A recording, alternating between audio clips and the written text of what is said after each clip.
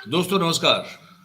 4 PM news network पर आप सभी का बहुत बहुत स्वागत है। मैं हूं आपका दोस्त मयूर जानी। आज का लाइव जो है ये आप जानते हैं संजय भाई करते हैं। आज जिम्मेदारी मुझे दी गई है और आज के लाइव का जो सब्जेक्ट है आज जिस पर हम बात करने वाले हैं वो बड़ा इंटरेस्टिंग है। इंटरेस्टिंग तो है ही है, साथ में जिस पर बहुत सारा सोच विचार करना जरूरी हो इस देश के नागरिक के तौर पर, ये भी उतना ही जरूरी है। महाभारत सबने पढ़ी होगी। जैसे रामायण एक बहुत बड़ा महाकाव्य है, वैसे ही महाभारत भी एक बहुत बड़ा महाकाव्य है।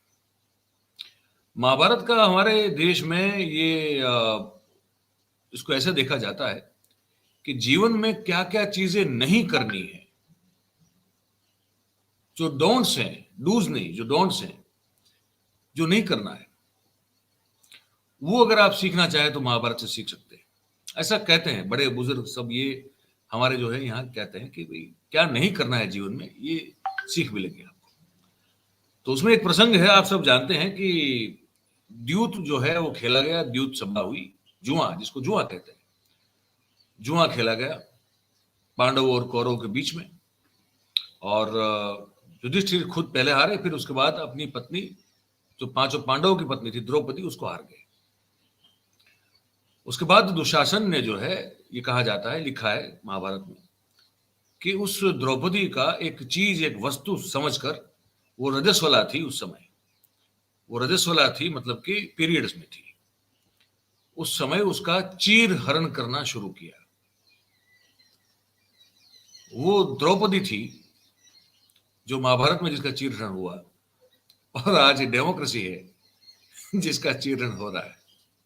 ठीक है, तो फर्क यह है कि उस समय कृष्ण थे, तो कृष्ण ने जो है चीर की आपूर्ति की, तो द्रौपदी की लाज लज्जा जो है वो बची। अब इस वक्त जो डेमोक्रेसी का चीर हरण हो रहा है, तो उसमें अब कोई कृष्ण है, कहीं दिखाए तो कहीं दे नहीं रहा है। तो अगर नहीं कोई कृष्ण पैदा हुआ तो ये तो फिर निर्वस्त्र हो जाएगी डेमोक्रेसी, उसकी लाज, उसकी लज्जा चली जाएगी। ऐसा हम क्यों कह रहे हैं? ऐसा हम इसलिए कह रहे हैं कि चंडीगढ़ के मेयर के चुनाव में जो कल हुआ, वो डेमोक्रेसी के चीरहरण से कुछ कम नहीं था। मतलब कि 36 वहां पे सीटें हैं, 20 काउंसिलर जो हैं वो आप और कांग्रेस के हैं, 16 बीजेपी के हैं। किसी भी रूप से, स्वाभाविक रूप से वहां पे मेयर जो है वो जो इंडिया अलायंस है उसी का बनना चाहिए था। तो पहले तो उसको टालने की कोशिश की गई, जो ओरिजिनल प्रिसाइडिंग ऑफिसर था उसको रोकने की कोशिश की गई। उसके बाद उसको बीमार घोषित किया गया। फिर अब बीजेपी ने अपने ही माइनॉरिटी सेल के एक जो सभ्य थे, मेंबर थे, उन्हीं को प्रिसाइडिंग ऑफिसर बनवाया, और उसी ऑफिसर ने सीसीटीवी कैमरा के सामने खुलेआम जो है वो नंगापन दिखाते हुए, अपनी पार्टी की फितरत को पूरी तरह से पुरजोर से घोषित करते हुए, वो 8 जो वोट है वो अवैध, इनवैलिड घोषित कर दिए, और जबरदस्ती से, गुंडागर्दी से, एक तरह से कह सकते हैं कि बीजेपी का मेयर वहां पे बनवा दिया। तब सवाल ये उठता है, और आप जानते हैं कि हम लगातार 4 PM पर ये बात उठाते हैं कि क्या भारतीय जनता पार्टी लोगों के वोटों से जीतकर जो है सत्ता में बनी हुई है, या फिर मशीन और गवर्नमेंट मशीनरी के दुरुपयोग से सत्ता में बैठी हुई है। तो बीजेपी ने खुद साबित कर दिया है कि वो एक्चुअली जो है वो तो मैनिपुलेशन से, इस तरह के मैनिपुलेशन से, गुंडागर्दी से कहें तो गुंडागर्दी से, या तो धोखाधड़ी से भी, कैसे भी करके वो सिर्फ सत्ता हथियाना चाहती है। आज का जो प्रोग्राम है, आज जो कार्यक्रम करने जा रहे हैं, उसमें बस बात यही है कि क्या जो अगर एक छोटा सा चुनाव, चंडीगढ़ के मेयर की सीट का चुनाव में अगर सरेआम ये धांधली कर सकती है भारतीय जनता पार्टी, तो क्या ये पार्टी और उनके सुप्रीम लीडर लोकसभा के चुनाव में इस तरह की धांधली नहीं कर सकते? क्योंकि उनको कैसे भी करके चाहिए तो सिर्फ सत्ता। तो इस मुद्दे पर बात करने के लिए हमने आज जो है कुछ मेहमान आमंत्रित किए हैं। मैं उनको अपने साथ जोड़ लेता हूं, सभी को। मैं अपनी टीम से जो है गुजारिश करूंगा कि सबको जोड़ दे। तो राजू विलियम साहब हैं, पंजाब के बहुत बहुत बहुत वरिष्ठ पत्रकार, प्रोफेसर अखिल स्वामी साहब हैं, और वो पीछे सनातनी, उन्होंने पूछा प्रोग्राम शुरू करने से पहले तो कहा कि वो सनातनी लिखना शुरू किया उन्होंने, क्योंकि वो जो मामला राम मंदिर के प्राण प्रतिष्ठा का और शंकराचार्य के अपमान का जो हुआ है, उसके बाद से उन्होंने सनातनी भी लिखना शुरू किया है। हमारे धनंजय भाई हैं, धनंजय कुमार साहब मुंबई से, आप जानते हैं सब, ये हमारे मेहमान हैं। और प्रबल प्रताप शाही साहब हैं, कांग्रेस के नेता तो हैं, किसान नेता भी हैं, और ये भी ईवीएम के खिलाफ मोर्चा लगा के बैठे हुए हैं। ये सब हमारे मेहमान हैं, आप जानते हैं, परिचित हैं उनसे। मैं शुरुआत करना चाहूंगा प्रबल प्रताप शाही साहब आपसे। आप भी ईवीएम के खिलाफ मुहिम में खड़े हैं, हम तो 1-1.5 साल से चला रहे हैं। आपको क्या लगता है कि इसी तरह से अगर एक छोटे से कॉरपोरेशन के मेयर का चुनाव अगर जीतना, इतना अगर फ्रस्ट्रेशन का मामला या डेस्परेशन का मामला हो जाता है, तो लोकसभा में क्या नहीं कर सकते, बताइए। सही का मयूर भाई आपने, ये छोटा सा जो कॉरपोरेशन का चुनाव था, मेयर का चुनाव था, जब इस तरह की धांधली, और वो भी दिन दहाड़े, और वो भी उस दिन, देखिए दिन भी कौन सा, 30 जनवरी, जिस दिन गांधी जी की हत्या गोडसे ने की। इन गोडसेवादियों ने बता दिया कि लोकतंत्र के सबसे बड़े सेनानी, आजादी के सबसे बड़े वाहक, भारत को आजाद कराने वाले की हत्या उस दिन कर सकते हैं। उसी तरह जो लोकतंत्र आया उसकी भी हत्या हम उसी दिन करें। और ये लोकतंत्र की हत्या की शुरुआत नहीं, लोकतंत्र की हत्या कर दी उसी दिन। आप सही कह रहे हैं कि लोकसभा के चुनाव में इतने डेस्परेट, इतना डरा हुआ नरेंद्र मोदी मुझे दिख रहा है कि पहले राम मंदिर का मुद्दा आता है, उसमें पूरा वो इवेंट बनाते हैं, और उसके बाद जो है पलटू पलटू राम जी को अपने साथ लेके जाते हैं, उसके बाद ईडी का छापा डलवाते हैं। उससे भी उनका मन नहीं भरता है कि एक छोटा सा चुनाव, एक अदना सा छोटा सा चुनाव चंडीगढ़ के मेयर का, जिसमें 20 वोट इंडिया अलायंस के पास रहती है और 16 वोट इनके पास है, 8 वोट इनवैलिड करा देते हैं, अवैध करा देते हैं, और अवैध करते हुए वो प्रिसाइडिंग अफसर यानी पीठासीन अधिकारी दिखता है। आप ये सोचिए कि जब कैमरे के सामने वो करने से नहीं डर रहे, तो सोचिए ईवीएम पर वो क्या क्या कर रहे होंगे। जब बेल कंपनी, भारत इलेक्ट्रॉनिक्स लिमिटेड के 7 इंडिपेंडेंट डायरेक्टर में से 4 independent director Bharatiya Janata party के पदाधिकारी हैं, जिसमें एक आपके राजकोट जिलाध्यक्ष है, एक बनारस से है यादव, एक श्यामा सिंह है, पदाधिकारी हैं भारतीय जनता पार्टी के प्रदेश की हैं आपके बिहार से, और एक और है। यह 4 लोग जहां ईवीएम बनता है, जहां वीवीपैट बनता है, जहां वो चिप लगती है, जहां वो प्रोग्राम होता है, वहां पर कैसे conflict of interest, corporate law के स्टूडेंट हम लोग रहे हैं, कॉर्पोरेट लॉ, कंपनी लॉ की सारी लॉ को ये तार तार कर रहे हैं।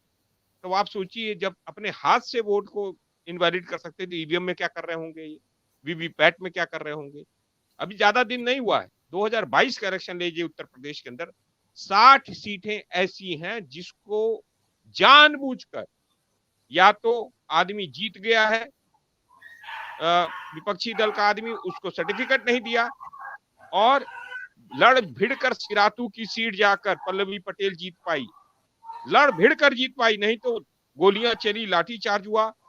बेनी प्रसाद वर्मा का लड़का चुनाव जीत जाता है बाराबंकी में, वह मार्च निकाल देता है अपना जश्न का, जैसे ही आगे जाता है वापस आता तब तक रिकाउंटिंग करके उसे भी हरा दिया जाता है।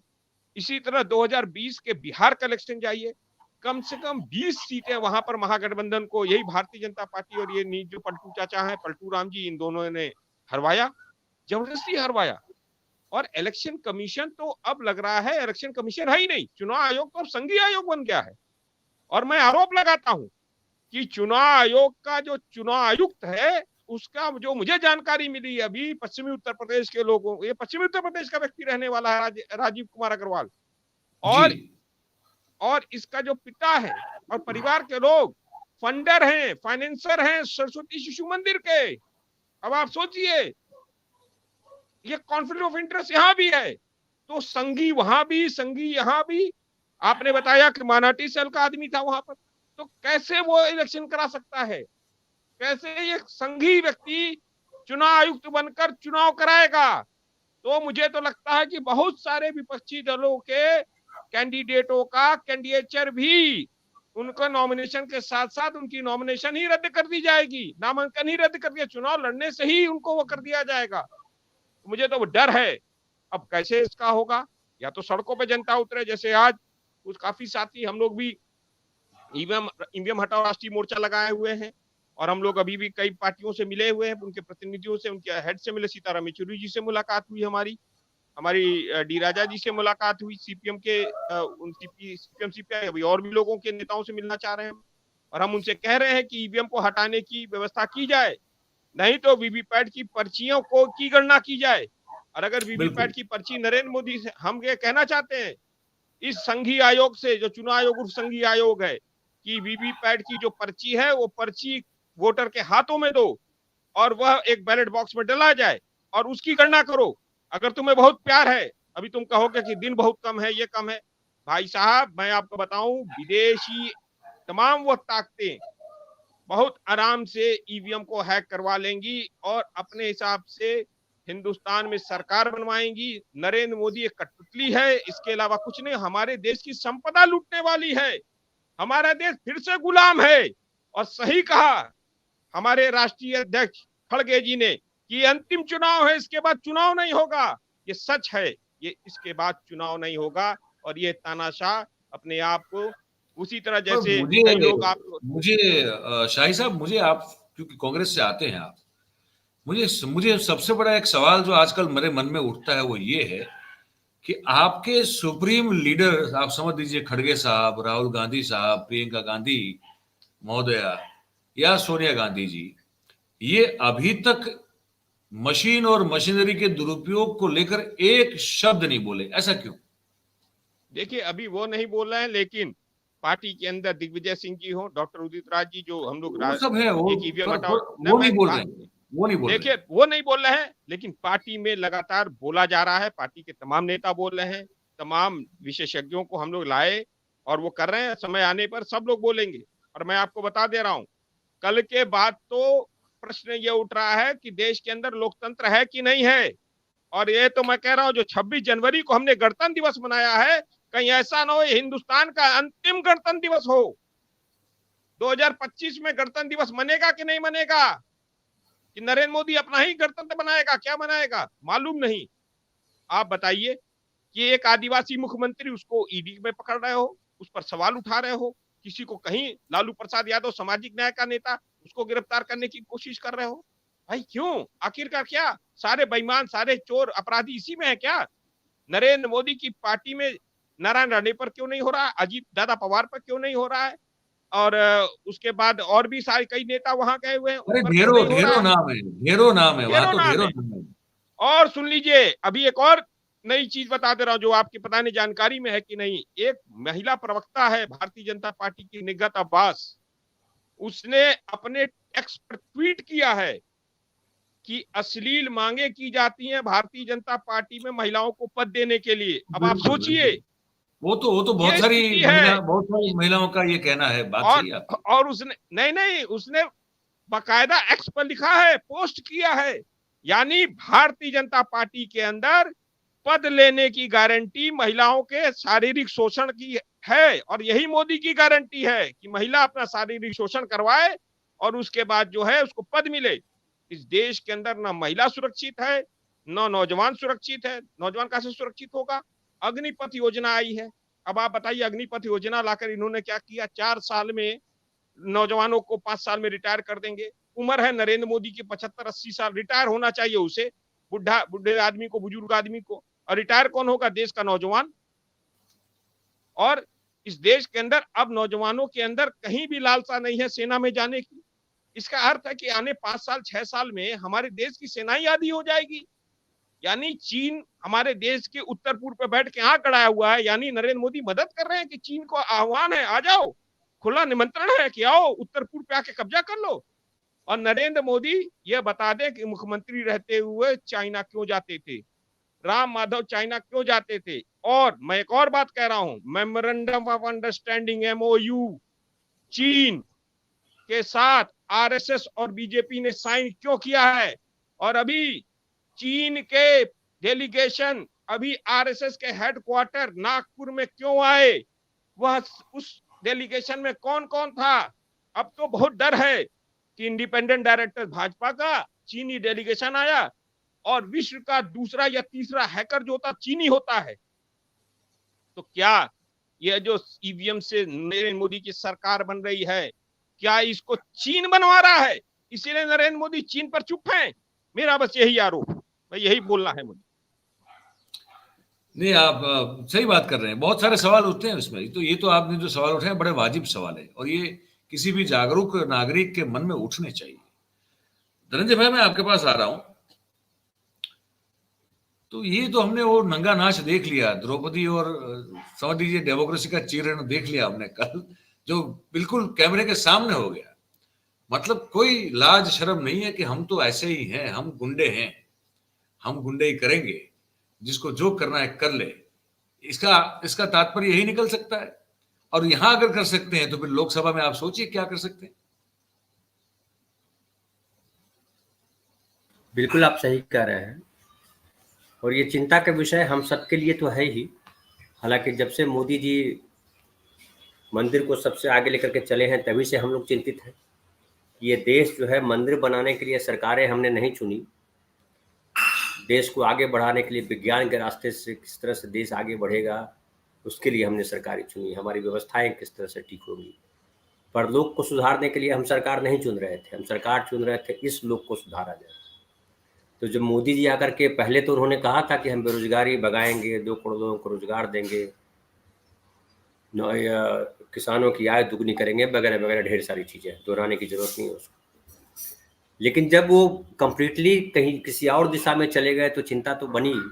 और ईवीएम को खास करके लेकर के जो बात हुई, हालांकि ईवीएम को लेकर के हमेशा मेरे मन में संदेह रहा कि ईवीएम जो है वो मशीन को आप इतना हावी क्यों कर रहे हैं, और जब दुनिया के बड़े संपन्न देश नहीं चाहते हैं ईवीएम, और ये मैनेज किया जा सकता है, ये हम जानते हैं। हम लोग यहाँ भी और भी सोसाइटियों के चुनाव होते हैं कई दफ़ा, जहाँ पे 200, 400, 1000, 2000 सदस्य होते हैं, उनके चुनाव ईवीएम से होते हैं। और उस ईवीएम के सिस्टम को हम भी जानते हैं कि वहाँ पे व्यवस्थाएं की जा सकती है। तो वैसी हालत में एक जो समा बांधा गया राम के नाम पर, उसमें सब धुल गया, सब भूल गए लोग। सबको लगा कि मोदी जी आएंगे और राम मंदिर बनेगा और देश में जय जयकार जिस तरह से मीडिया कर रहा है, वो मीडिया का जय जयकार जो है सच है। लेकिन मुझे लगता है धीरे धीरे बहुत चीज़ें टूट रही है। ये जो आप जिस वीडियो की बात कर रहे हैं, उस वीडियो में तो नंगा नाच दिखा ही, उसके अलावा नंगा नाच हम लोगों ने बहुत देखा। आज उत्तर प्रदेश की एक और घटना बड़ी चर्चा में है कि कितने कुछ 500-550 लड़के लड़कियों की शादी होनी थी, जोड़ों की, वो सारे नकली है। पता चला कई उसमें से वो है जो 2-3 हजार रुपये दे के बिठा दिया दूल्हा बना के। हाँ, और बताइए कि 51,000 की बंदर बांट। फिर दूसरा देखिए, दूसरी खबर ये है कि इन्होंने कहा कि जो है भ्रष्टाचार खत्म कर देंगे। अभी तो सारी लड़ाई की भ्रष्टाचार को लेकर के 2014 से जो चले थे, अभी तक भ्रष्टाचार को लेकर के ही ईडी सीबीआई सब चल रहा है, और तेजस्वी यादव हो या हेमंत सोरेन हो या कोई और भी। ट्रांसपेरेंसी रिपोर्ट में हम जो है, हमारा स्थान और नीचे गया। आज 93 नंबर पे हम आ गए भ्रष्टाचार के मामले में। हम 93 नंबर पे आ गए, 80 के में थे और 93 वाले में आ गए। तो ये भी देखिए, नोट में भी हम देखें कि रुपया का अवमूल्यन किस तरह से हुआ, वो भी हम सब देख रहे हैं। उसके अलावा आप ये भी देखिए कि ये कह रहे थे कि हम इतने ट्रिलियन डॉलर के इकोनॉमी हो गए हैं और वर्ल्ड में पता नहीं क्या कर दिया है, लेकिन उसमें भी डेटा आ रहा है कि 129वें नंबर पर हम हैं गरीबी में, है ना। तो ये सारा इनका भेद खुल गया है, हम सब तो पहले से जान रहे हैं। लेकिन मुझे लगता है ये जो घटनाएं घट रही हैं, ये जो देश के वो समाज है जो भीड़ में शामिल हो जाता है बड़ी आसानी से, कौवा कान लेके भागा और दौड़ने लगता है, और उसको लगता है कि प्रधानमंत्री झूठ बोल सकते हैं, मीडिया झूठ बोल सकता है, अखबार गलत बोलेगा। ये सब जो सारे सवाल उनके जहन में थे, वो अब दरक रहा है, टूट रहा है, और देख रहे हैं कि सरेआम बदमाशी हो रही है, सरेआम गुंडाई हो रही है। और एक जो है इन्होंने कर रखा है कि ये सड़कें बन रही है, ये ब्रिज बन रहा है, यहाँ ये हो रहा है, उसको इन्होंने विकास से जोड़ दिया है। लेकिन ये नहीं बता पा रहे हैं कि ये विकास नहीं है, बेसिकली दलाली का धंधा है। और आप 155 लाख करोड़ रुपया जो कर्जा लिया है 10 सालों में, वो इसीलिए लिया है कि आप मैक्सिमम पैसे आप लूट सके। सबको पता है कि ठेकेदारी में कितना पैसा कमाता है ठेकेदार। अब मुखिया ठेकेदारी कर रहा है, मुखिया के बारे में लोगों को जानकारी है। तो ये हर जगह नंगे हो गए हैं अब। लेकिन ये सवाल जो है, जितना नेताओं के लिए है, जो प्रबल भाई को कह रहे थे कि आपके नेताओं ने ईवीएम पे सवाल नहीं उठाया, लेकिन हम जनता, हम नागरिकों के सामने भी ये सवाल है कि हम जो प्रबुद्ध नागरिक हैं, जो मीडिया मैन है, हम लोग मीडिया की विश्वसनीयता को लेकर के भी हमको सोचना चाहिए कि ईवीएम और सरकार तो जाने दीजिए, वो तो है, लेकिन हम जो तमाम मीडिया में लोग हैं, अब आप देख लीजिए ना, सारे चैनल, हम खुद बदनाम हो गए। अभी हमारे बिहार में नारा लगा उसके लिए, कौन भारत, तो एक चैनल है, मुझे नाम भी नहीं याद है, पता नहीं क्या भारत, आर भारत या क्या भारत को चैनल का नाम है, उसके एंकर को वहां से भगाया गया। गो बैक, गो बैक तो हम लोगों ने सुना था, साइमन गो बैक का नारा हम लोग पढ़ते थे इतिहास में, साइमन गो बैक। अब मीडिया को गो बैक कर रहे हैं, तो मीडिया की विश्वसनीयता ये है। तो मैं कहना चाह रहा हूं कि सबकी विश्वसनीयता को इन्होंने खत्म कर दिया और गडमड कर दिया, और यही इनकी मंशा थी। ये मत सोचिए अनजाने में हो रहा है, अनजाने में हुआ है, इनकी मंशा यही है। क्योंकि बेईमान जो लोग होते हैं ना, वो साबित करते हैं सारे बेईमान हैं, और हर आदमी तर्क करता है, बात तो सही कर रहा है, कौन चोर है, कोई हीरा का चोर है, कोई खीरा का चोर है, लेकिन सब चोर है। अब उसका विश्लेषण करने की क्षमता अभी भी हमारे देश के नागरिकों में नहीं आई है। वो ये नहीं समझ पा रहे हैं, क्योंकि वो बीच से, हाफ ऑफ द सीन हमारे सिनेमा में कहा जाता है, तो वो बीच से चीजों को देखते हैं, टुकड़े में देखते हैं और आंक लेते हैं कि ऐसा हो गया। लेकिन कई चीजें हैं, लेकिन मुझे लगता है कि हर चीज का अंत होता है, इनका भी अंत होगा। क्योंकि अब रामलला के नाम पे जितना इन्होंने तांडव करना था किया, और फाइनली हुआ क्या कि 2 दिन नहीं चला, वो तुरंत उनको नीतीश कुमार का सगुफा छोड़ना पड़ा, और नीतीश कुमार ने पूरे रामलला को धो दिया। और सामाजिक न्याय की बात आज कर रहे हैं, वही बीजेपी के लोग सामाजिक न्याय की बात कर रहे हैं, जिनके लिए न्याय जो है मखौल है। वो न्यायालय की बात हो, ईडी सीबीआई की बात हो, जांच एजेंसियों की बात हो, या जो संवैधानिक पदों पे बैठे नेता मंत्री हैं उनके ईमान की बात, हर जगह बेईमानी है। इतना झूठ बोलते हैं, इतना बेईमानी करते हैं, भ्रष्टाचारियों को अपने साथ ले आते हैं, तमाम चीजें। आज वो आपने प्रधानमंत्री का ये बजट सेशन से पहले का जो बार उन्होंने मीडिया को बिल्कुल, वो संबोधित मैंने किया, सुना है। वो बोल रहे हैं कि कौन कितना अच्छा काम करता है, आपके लिए मौका है संसद में। अरे आपके अपने सांसदों के लिए क्या कहा आपने? आपने खुद क्या किया? 10 साल में आपने कितने लोगों को रोजगार दिया? राष्ट्रपति से ये बुलवाना चाहिए था देश। मैं बीच में गुजरात का आंकड़ा दे दूं आपको। एक आरटीआई से एक जानकारी मिली है, जो गुजरात सरकार के द्वारा जॉब फेयर लगाए जाते हैं, ये एक एनेक्डोट है सिर्फ, पिछले 5 साल में उसमें नौकरी जो बेरोजगारों को मिलती है, क्योंकि मैं कोई आंकड़ा झूठ न बोल दूं, इसलिए मैं खोल के रख दूं अपने सामने, ताकि मैं उससे कोई गलत बात ना हो, ताकि 1% भी इधर उधर ना हो मेरे से। तो मैं आपको बता दूं कि कितना कमी है उसमें। सरकार के द्वारा जो रोजगार मेला लगाया जाता है, उसमें पिछले 5 साल में प्लेसमेंट जो है वो 51% कम हुआ, और 27% कंपनी जो है वो भी आना कम हुई। अब बताइए। देखिए, एक और बात मैं ऐड कर दूं कि न्याय और अन्याय जो है ना, सबको समझ में आता है। किसी को लेट दिखता है, किसी को जल्दी दिखता है। और मैं ये मानता हूं कि आप कितने भी बेईमान हो, आपके अंदर भी एक ईमानदारी होती है, क्योंकि आपको भी किसी ईमानदार आदमी की जरूरत होती है। कि बेईमान आदमी किसी बेईमान आदमी को नहीं ढूंढता, बोला आज एक ऐसा बेईमान आदमी ढूंढ के दीजिए जो देश का सबसे बेईमान आदमी है, उसको मैं अपने साथ मैनेजर या सेक्रेटरी के तौर पर रखना चाहता हूँ। कोई ऐसा बोलता है? हर किसी को ईमानदार आदमी की तलाश है। मोदी जी को भी एक ईमानदार आदमी चाहिए, और अमित शाह उनके साथ ईमानदार बन के खड़े हैं। लेकिन एक ये भी घटना है कि एक अति जब हो जाती है, तो वही बगल का खड़ा आदमी गर्दन काट देता है, उसका ईमान डोल जाता है, उसका ईमान हिल जाता है। लेकिन खैर जाने दीजिए, हम वो सब नहीं चाहेंगे। लेकिन मैं एक बात कहूंगा कि आज भी देखिए, बिहार, दिल्ली में खूब सारे हो रहे हैं हंगामे ईवीएम को लेकर के, और अलग अलग लोग मोर्चा ले, भारत मुक्ति मोर्चा है, और कई संगठन हैं जो मोर्चा पे लगे हुए हैं, सुप्रीम कोर्ट के वकील लगे हुए हैं, और तमाम जो है बड़ी भारी मोर्चा है। वहाँ चुनाव आयोग के दफ्तर को घेरा गया है, और चुनाव, एक नारा हम लोग सुनते थे इंदिरा गांधी के जमाने में, गली गली में शोर है, आज वो चल रहा है, गली गली में शोर है, चुनाव आयोग चोर है। तो आप बताइए कि इन सारी संस्थाओं का, जिसका कहीं कोई कंसर्न नहीं होना चाहिए था इधर उधर के, इस पार्टी से या उस पार्टी से, उन चीजों को आपने चोरी में शामिल करा दिया है। ये कितनी बड़ी विडंबना है। और मैं इनके लिए मैं ये बोलूं कि इनको लोकतंत्र से कोई लेना देना, ये तो चाहते हैं गठबंधन, जितना गठबंधन होगा उनका इतना भला होगा। लेकिन मैं आखिरी बात कहूं कि देश के नागरिकों को ये सोचना है कि आपको रामलला के लिए जीना है, रामलला के नारे लगाने वाले के साथ चलना है, या चलना है जो आपके इस जन्म के न्याय की बात करता है।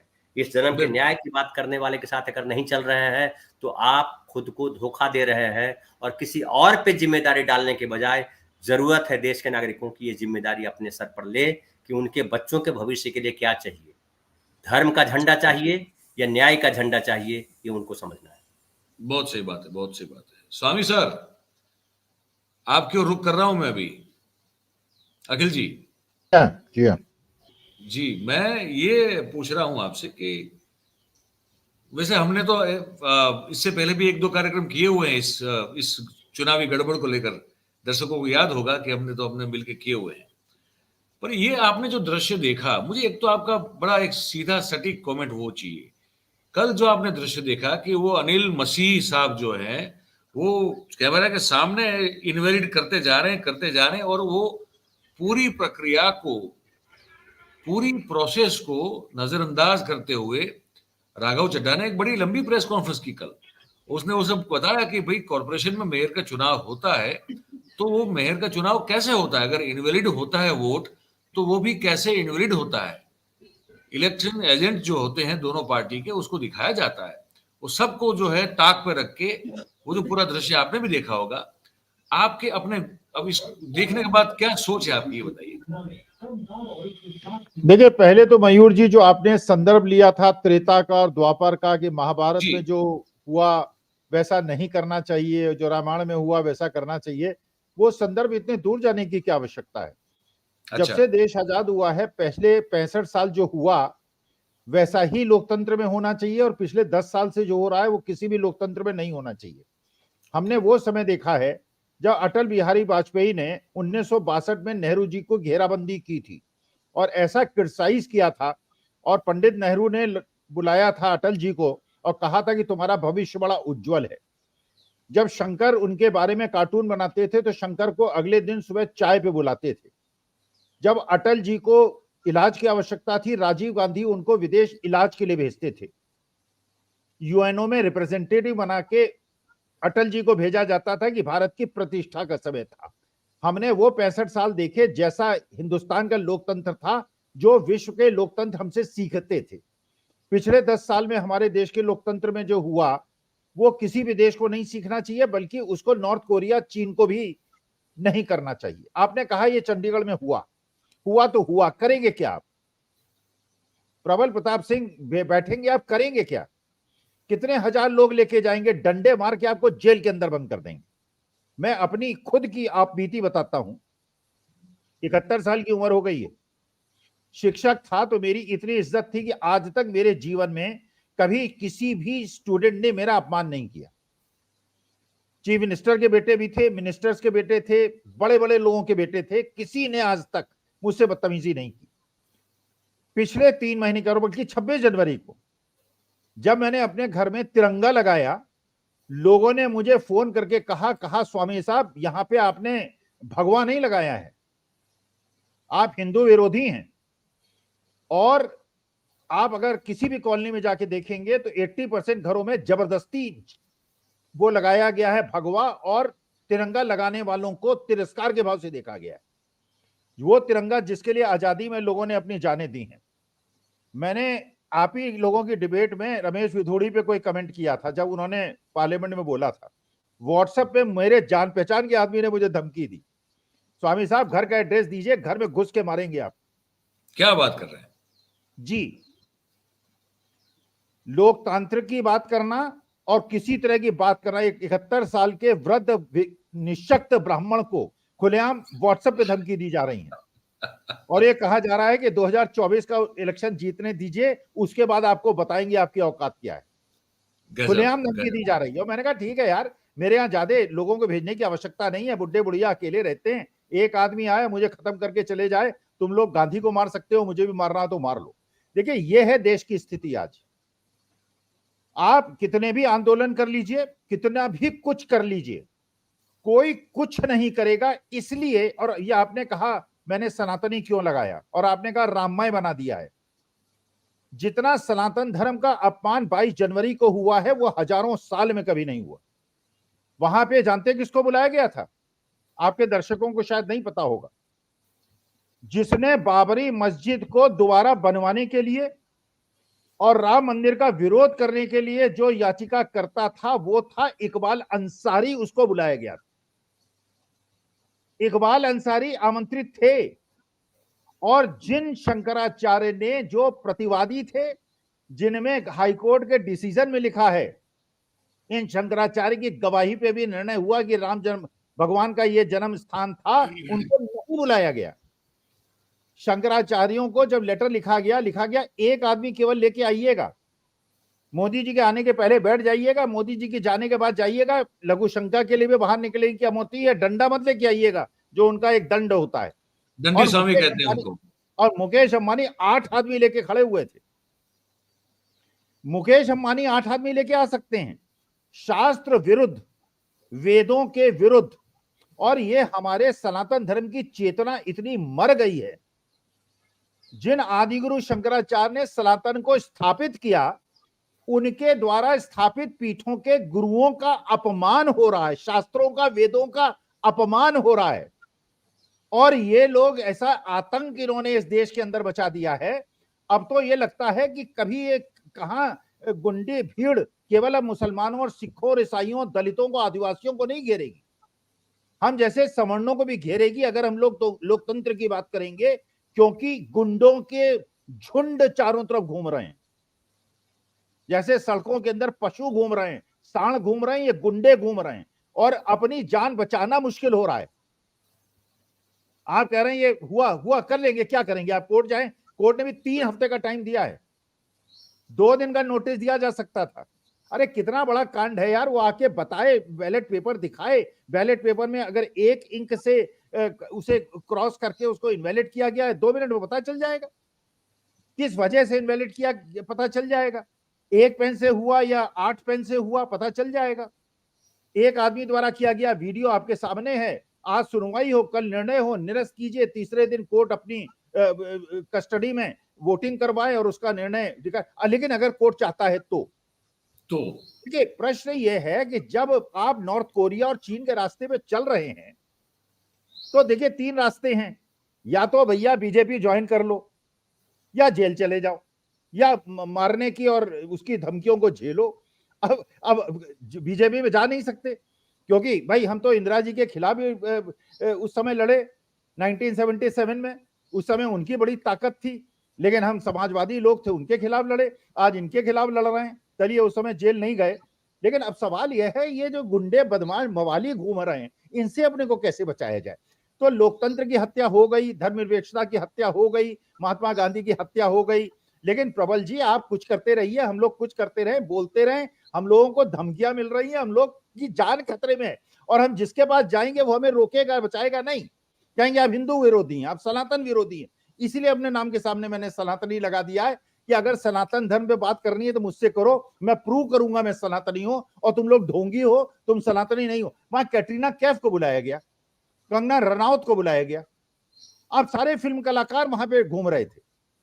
और बताइए 22 जनवरी को बिना मुहूर्त के अपूर्ण मंदिर के अंदर और एक नई मूर्ति की प्राण प्रतिष्ठा हो गई, पुरानी जो स्वयंभू भगवान थे उनका पता नहीं क्या हुआ। शंकराचार्य चीत्कार करते रहे, बोलते रहे। शंकराचार्य के जब सनातनी लोग नहीं सुन रहे, हिंदू लोग नहीं सुन, तो हमारी कौन सुनेगा?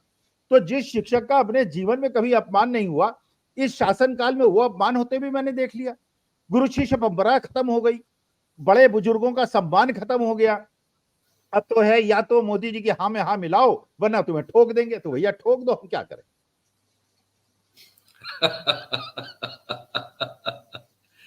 ये जो हंसी आ रही है ना वो पीड़ा और दुख की है, ये बता दूं आपको मैं। आदमी पीड़ा और दुख में मयूर भाई ये पीड़ा की नहीं है, मयूर भाई ये पीड़ा की नहीं है, ये हंसी जो है अभी एक आपके दर्शक हैं प्रत्युष श्रीवास्तव, उन्होंने लिखा है, हाँ मैं देख रहा हूँ हाँ उनके लिए प्रोफेसर स्वामी के लिए लिखा है कि तुम सब घोर जातिवादी हो, पुलिस इस बुढ़े की जांच करे, इससे किसने धमकी दी? अबे बेवकूफ आदमी श्रीवास्तव जी, आप तो बोल रहे हो जो भाषा आपकी है बुढ़े, ये क्या, ये धमकी नहीं तो क्या है? और जगत में राम भद्राचार्य दंड लेकर आए थे, भूल गए कि जो नहीं करेगा वो चमार है, केस हुआ तो माफी मांगी राम भद्राचार्य जी के लिए, आप प्रवचन दे रहे हो। तो ऐसे लोग जो है ये किसी के नहीं है, ये एक मयूर भाई ये किसी के नहीं है, और जो किसी का नहीं होता वो फरिया का बैगन होता है, ये लुढ़कता रहेगा। ये सत्ता के उन दलालों के लिए है जो तमाम मुसलमानों के लिए नफरत बोने का काम करते हैं, केवल उनके लिए है ये, और इनको किसी से लेना देना नहीं। और मुझे ये सवाल पूछना है ये सज्जन से कि भाई आपके घर में माता पिता अगर होंगे तो क्या वो बूढ़े नहीं है क्या? ये ऐसे ही बात करते हैं क्या उनसे आप? ये भी सवाल है। चलिए ठीक है, राजू विलियम साहब के पास जाता हूं मैं अभी। राजू भाई नमस्कार, आवाज आ रही है मेरी आपको? आपका अनम्यूट कर दीजिएगा प्लीज। हाँ जी नमस्कार। नमस्कार। आ रही है आवाज? मैंने कहा भाई आपके तो राजधानी है वो, मतलब पंजाब और चंडीगढ़ का, ये हरियाणा की चंडीगढ़ जो है आपसे ज्यादा दूर भी नहीं है। ये कैसे होने दिया आपने? ये आपने होने कैसे दिया? ये मैंने कैसे होने दिया? मुझसे पूछने की बजाय अगर ये आप जी भूतपूर्व कांग्रेस के सांसद मंत्री और भूतपूर्व कांग्रेस के सांसद चंडीगढ़ से पवन बांसल और श्रीमान राघव चड्ढा जी से पूछते कि आप चंडीगढ़ में बैठे हुए थे, इतने दिनों से डेरा जमाए हुए थे, आपके सामने कैसे? ये सवाल सिर्फ मेरा नहीं है, all the right minded people. ये सवाल मैं कल से अलग अलग मंचों पे बोल रहा हूं, मुझे वही समझना है आपसे, ये हुआ कैसे, ये कैसे हो गया, ये समझना है। देखिए अभी आपने अपनी प्रस्तावना में कुछ ऐसी कुछ बातें कही हैं जो थोड़ा सा उसको दुरुस्त करने की जरूरत है। हो जाता है, ऐसा नहीं है, आप बहुत दूर बैठे हुए। एक तो ये है कि इसके एक प्रिजाइडिंग ऑफिसर जो हैं अनिल मसीह हैं, जिनका नाम, जो एक नॉमिनेटेड काउंसलर है, जिनको वोट डालने का अधिकार नहीं, उनको प्रिजाइडिंग ऑफिसर बनाया गया। ठीक है जी। जो आपने कहा कि वो जी 18 जनवरी को कि वह जो प्रिजाइडिंग ऑफिसर थे वो बीमार पड़ गए और उसको स्थगित कर दिया गया, उसके खिलाफ वो कोर्ट में भी गए और कोर्ट ने कहा कि आप इसको चुनाव करवाइए इसका। ठीक है। वो निर्वाचन अधिकारी, वो प्रिजाइडिंग ऑफिसर सेम अनिल मसीह ही थे जो इस बार। अच्छा। सवाल ये कल से पूछ रहे हैं लोग कि आपको जब ये मालूम है कि आप इस बात पे बड़े मुखर होके बयान दिए हैं कांग्रेस और आम आदमी पार्टी कि भाई ये बीमार कैसे हो गए, ये कोइंसिडेंस नहीं है। ठीक है। ये चुनाव को टालने की जो है भाजपा के इशारे पे टालने की ये जो है का काम किया उन्होंने। तो आप जब कोर्ट में गए थे तो आपने ये कोर्ट में क्यों नहीं दायर किया कि भैया इसको हटाएं, आप हमें यह मंजूर नहीं। 2018 तक लोगों को पता है कि वो भाई इनके मेंबर थे, इनके साथ जुड़े हुए हैं, तस्वीरें हैं उनकी बड़े शीर्ष भाजपा के नेताओं के साथ। तो क्या आपको पता ही नहीं चला? आपने होमवर्क नहीं किया? आपने क्यों नहीं उनको उनकी जगह किसी और को रिप्लेस करने की मांग किया? कोर्ट में करते, बहुत सही बात कर रहे हैं। इसका मतलब क्या है? इसका मतलब ये पीड़ा का विषय है मयूर भाई। क्या कांग्रेस, आम आदमी पार्टी, जितनी भी विरोधी पार्टियां हैं, वो भाजपा को दिन रात पानी पीकर कोसती है। इन्होंने लोकतंत्र की हत्या कर दी, इन्होंने ये कर दिया भाई। सब पता है। आप कैसे कर रहे हो उसको टैकल? आपकी क्या तैयारी है? आपको पता नहीं। एक छोटा सा इलेक्शन, और वो भी डायरेक्ट इलेक्शन नहीं है, ये इनडायरेक्ट इलेक्शन। ये तो काउंसिलर्स ने चुनना था। मैं ये समझना चाहता हूँ, मैं अपने दर्शकों के लिए ये समझना चाहता हूँ आपसे कि आपको क्या लगता है कि क्यों ये इतनी आपको भी दिख रहा है ये बात, ये लोग क्यों देख नहीं पाए, या तो क्या नजरअंदाज किया? मैं इसी पे आ रहा, वही बात मैं आपको कहने जा रहा था जब आपने एनीवेज। सवाल ये पैदा हो रहा है कि आप इतने मंझे हुई हैं, इतने चुनाव लड़ रही हैं, कितना आपने देखा कितना संघर्षपूर्ण जो दिल्ली एमसीडी का चुनाव था, क्या नहीं हुआ वहां पे भी तो मेयर के उसमें कितना झगड़ा हुआ, सब लोगों ने देखा इसके।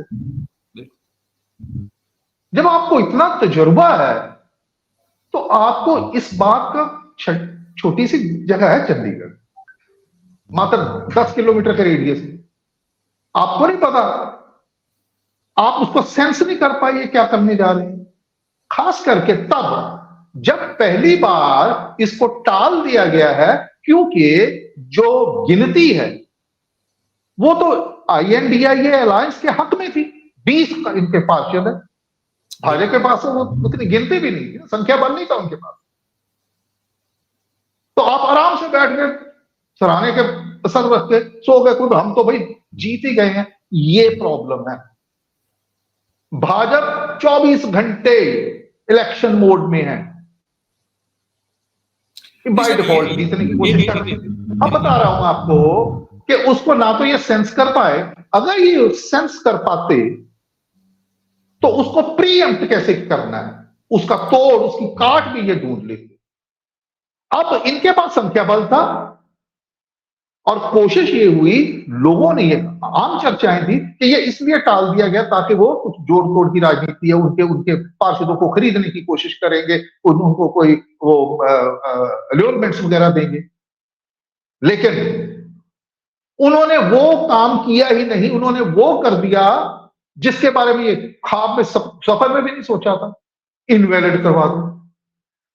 अब मैं ये नहीं कह रहा कि ये सही है, ये गलत है, भाजपा ने अच्छा किया। दूसरा, ये तो कोर्ट में जाएगा, कोर्ट में चला गया, 3 हफ्ते का नोटिस दे दिया है, 26 फरवरी को वो दोबारा जाएगा। अब तो निपटारा कोर्ट में होगा।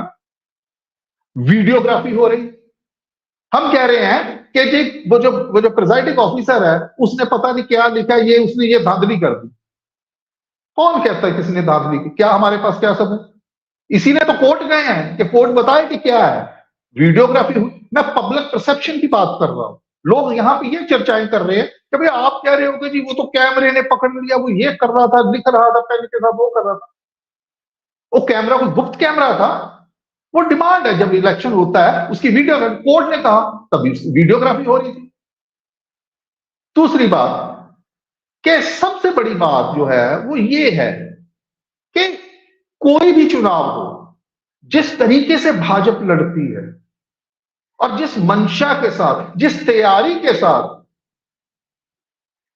उसमें जो विरोधी पक्ष है वो मतलब इट्स वेरी अनफॉर्चुनेट, दुर्भाग्यपूर्ण है कि वो उस मुकाबले की जो तैयारी है वो इनमें नहीं देखने को मिली। इसी वजह से ये हुआ। नहीं वो तो सर देखिए सवाल वो अब कोर्ट में निर्णय छोड़ दे, अब कोर्ट पे निर्णय। देखिए आप बात हम मैं देखिए मैं एक पत्रकार हूं, उसी के आधार पे मैं बताइए। सवाल का जो सवाल था वो ये नहीं था कि भाजपा ये लोग क्यों बेखबर रहे। सवाल ये है कि ये किस हद तक जा सकते हैं। सवाल ये है, मैं समझ गया आपका जा सकते हैं। मयूर भाई सुनिए, सवाल ये था, उस पर हमको मयूर भाई बात बड़ी सिंपल है, सीधी है। मैं ईमानदारी खुद पे तो लागू कर सकता हूं, दूसरों पे नहीं कर सकता। मैं ठीक हूं, सही बात है, ऐसा होना चाहिए। कुछ लोकतंत्र की को मूल्य हैं, कुछ मर्यादाएं हैं उसका पालन होना बहुत जरूरी है। इसीलिए तो चर्चा कर रहे हैं, यही तो पीड़ा का विषय है। जैसे अपने स्वामी जी बोल रहे थे, जैसे प्रबल बोल रहे थे, जैसे धनंजय बोल रहे थे, होना चाहिए, गलत हो रहा है। लेकिन सवाल यह है कि भाई वो तो करेंगे ऐसा, वो तो कर रहे हैं।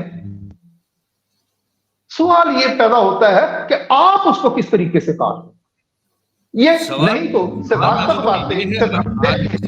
सवाल ये, सुनिए मेरी बात को, इसलिए कोई थोड़ा मुद्दे से भड़क रहे हैं। सवाल ये नहीं है, वो जो कर रहे हैं वो लगातार कर रहे हैं, सालों साल कर रहे हैं, लेकिन ये जो कल किया वो सबके सामने किया। तो मैं इस बात पे चाहते हैं कि ये किस हद तक नीचे गिर सकते हैं, इस पर हम बात इस बात से बिल्कुल सहमत नहीं हूं कि कल जो किया उन्होंने खुलेआम किया। वीडियो कैमरा उनको भी पता था, उसके सामने हुआ है। सवाल ये पैदा होता है कि देखिए इसको कैसे लिया जा रहा है, परसेप्शन क्या बना है। क्योंकि मैं यहां बैठा हूं,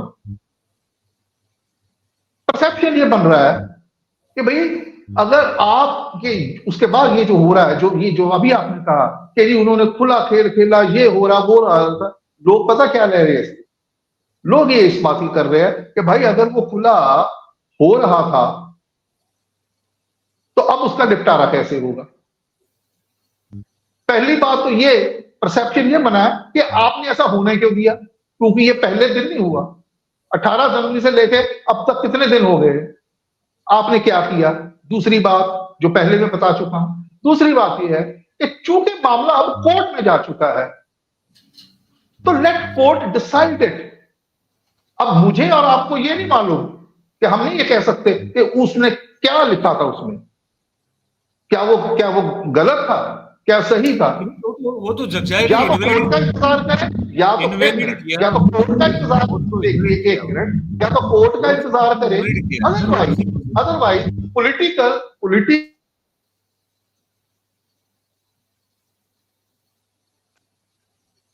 जी स्वामी जी कुछ कहना चाहते हैं आप? नहीं, मुझे मयूर जी समझ में नहीं आ रहा है चर्चा जा कहां रही है। इसलिए मैंने उनको रोकने की कोशिश की। विपक्ष जो है क्या कर रहा है, विपक्ष को ऐसा करना था, विपक्ष को वैसा करना था। सवाल ये है, विषय है, अरे लोकसभा चुनाव से पहले मुझे बोलने दीजिए, ये विषय है, नहीं विषय है, नहीं बन रहा है। जो सुनिए, विषय पूरा क्लियर था, इसलिए मुझे मसीह साहब थे जो अल्पसंख्यक उसके नॉमिनेटेड मनोनीत मेंबर हैं। सवाल ये है कि अगर वहां पे वीडियो में दिख रहा है वो बैलेट पेपर को छीन के ले जा रहे हैं, परसेप्शन ये बन रहा है वो नहीं। और ये बिल्कुल ये स्पष्ट बात है कि दोनों के प्रेजेंस में इनवैलिड और वैलिड होता है। अगर आप ये परसेप्शन सोच रहे हैं कि आपके इर्द गिर्द के लोग परसेप्शन बना रहे हैं, पूरे हिंदुस्तान में ये परसेप्शन है कि गुंडाई हो रही है, खुलेआम गुंडाई हो रही है, और आप कह रहे हैं अपोजिशन क्या कर रहा है। अरे वो आज जो अपोजिशन को करना चाहिए वो किया हेमंत सोरेन ने। SC/ST एक्ट में ईडी अधिकारियों पे FIR दर्ज करा दी है, और वहां पे एक दलित अधिकारी, एक दलित चीफ मिनिस्टर को जिस तरह अपमानित किया जा रहा है, और जिस तरह बिहार के अंदर एक बैकवर्ड जिसके किडनी एक खराब है और जो मौत के दरवाजे से लौट के आया है, उसको 10 घंटे ईडी दफ्तर में बिठाया गया है, उसके बेटे को बिठाया गया है। अपोजिशन क्या कर रहा है? राहुल गांधी की कार पे अटैक्स हो रहे हैं, वहां पे उसको गंदी गंदी बातें वहां के चीफ मिनिस्टर्स कह रहे हैं। आप कह रहे हैं अपोजिशन क्या कर रहा है? अरे हमारा आपका क्या कर्तव्य है? हम जो वहां पे गुंडागर्दी खुलेआम हुई है, लोकतंत्र की हत्या हुई है, उसका आप समर्थन कर रहे हैं। अपोजिशन क्या कर रहा है? अरे सवाल यह है, अगर मैं जज के सामने जाता हूं तो मैं जज के ऊपर छोड़ देता हूं, उसके विवेक में छोड़ता हूं, लेकिन जो आदमी पक्षकार है, जो बीजेपी का सदस्य है, और वो बैलेट पेपर को छीन के भाग रहा है, और क्यों नहीं वो दोनों, उसने जो वहां पे मेंबर्स थे दोनों पार्टियों के, उनके सामने उसको रिजेक्ट किया और कारण बताया, आप उसको जस्टिफाई कर रहे हैं। हर प्रक्रिया को, हर रूल्स एंड रेगुलेशन को नजरअंदाज कर रहा है, ये सवाल है।